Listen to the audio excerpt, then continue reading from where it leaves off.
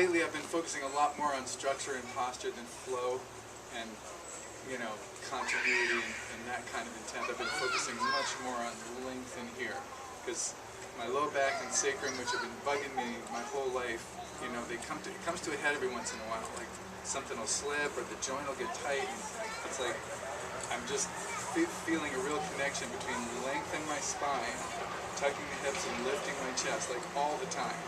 So when I'm doing the solo form, my solo form pace is about 3/4 of the pace we just did, maybe. Like I step and check that stuff, and then I go to the next position and check that stuff. This engagement, core engagement, and long spine. So I just go really slow. I just take my time. It's like a series of little journeys to posture checks, right? So in the BaGua, which is not my main art, I'm not an expert at this, but this is what I'm working on. First thing is long spine, long spine, long spine. I'm not doing this. Like that. Long. And every chance I get, I'm stopping and correcting them. So I'm going really slow. Movement to movement, weight shift to weight shift, checking, it's checking, it's checking. It's so easy to let this go. Especially if you're going under the arm. I'm thinking bend here instead of upright the whole way until I have to bend. So long spine is one thing. Long spine is one thing.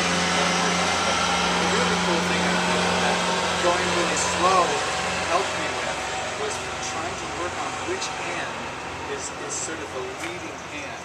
Which hand is the one that's doing the most motivating for the rest of my body to move? Because in BaGua, you're much more about what's going on in the hands than the torso. In Tai Chi, it's, for me anyway, it's all about this. What is this doing? And then this echoes off that.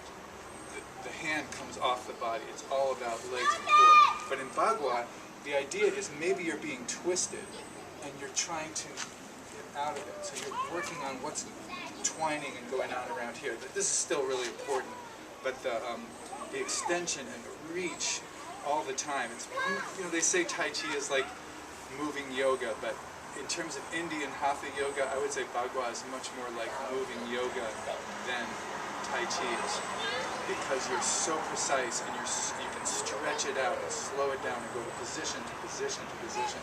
Whereas with the Tai Chi, you're more flowing through it generally. So I'm going to put different colored gloves on here, because it's a lot easier for me to just say red and black than it is for me to say left and right, and for you to compute left, right, left, right. So you can see like which hand is going to be leading the way. So if this is my circle, you guys are inside my circle, and my circle's really, really big. So let's say I'm getting ready to do my single palm change. So I've walked up to this point, and I'm here. First of all, long spine, low shoulders. So I come forward, take the T step, extend the T. Now from here, this hand, the red is leading. See how that it pulls me over to here. Red is leading. That's what pulls my weight to my right leg. Red is leading. That's why my toe is turning in. Red is leading. That's why my foot is coming up. Red is leading. Far away as I can go. Far away as I can go. Far away as I can go. Back again. Right? T-step. Extend. Check the spine. Black is leading. See, it's pulling me over there. It's making me toe in. Or toe out. It's making my weight go forward. It's making my toe come in. It's making me pull this up. All because of this reach here. Now going back the other way, I'm back again. So first of all, I'm thinking which hand is leading the way, and upright spine. So left, that's red, red, red, red, red. Step, extend, check the spine, black. See that? This reaching that way, I'm reaching as far as I can. It forces me to do this if I want to keep reaching. If I want to keep reaching, I have to shift my weight. If I want to keep reaching around my hip, I have to turn my toe in. If I want to keep reaching, I have to bring my foot up. I can't go any further, so I go to the limit, back, around to forward. If I'm doing the back palm change, Black is leading, up as high as I can go. High as I can go. High as I can go. I can't go any further. Down. Black is still leading. Away. Now, this has gone as far as this can go. Red is going to lead for a second. Pull me over here. Now black takes over again. Black. Black. Black. So it's black, black, black, black, red, black, black. Which also leads me to what is the power hand? So if I'm doing the single palm change here, it's this black, this hand here. That's the power hand. Here, here. This is the power hand. So here it's red, red. Like this is relaxed behind it. It's red, red. So this is the power hand here. Here, red, red. The power hand is here. Now it's for a second. It's the black. Now it's the red again. Here, here, here. So when you slow it down, man, is it a lot of work, because you're getting that stretch the whole time. So if I'm doing, let's say, the double palm change, here I'm usually thinking of black elbow. This is forcing you around, and then you can't go any further. Then it's both. Now it's red. Black sort of pulls red along, and then it's red again. And then it's red. There. So, red elbow, going that way. Pulls me around, brings this foot up, and then it's mutual. There. And it's black. Red, black. Boo. Right? Snake, the snake change. Black. Black. Black. Black. Red. Red. Red. Red. And still red. Black. Red. And red.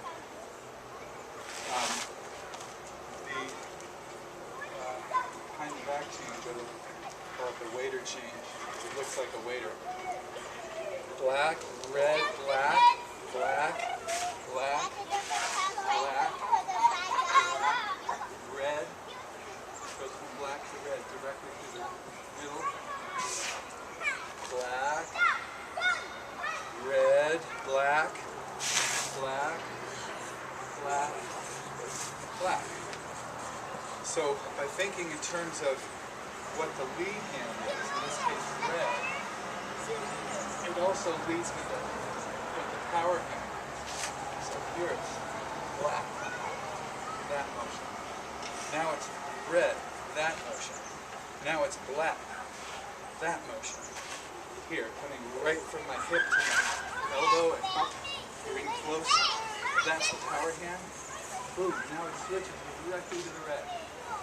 Back again, black, red, black, black, black. So by doing it that way, just for the stretch to see who's leading the way, it led me to like what the power hand is. So then I start, when I do Tai Chi, I'm thinking, what's the main hand? What's the main strike here? This is the secondary, this is important.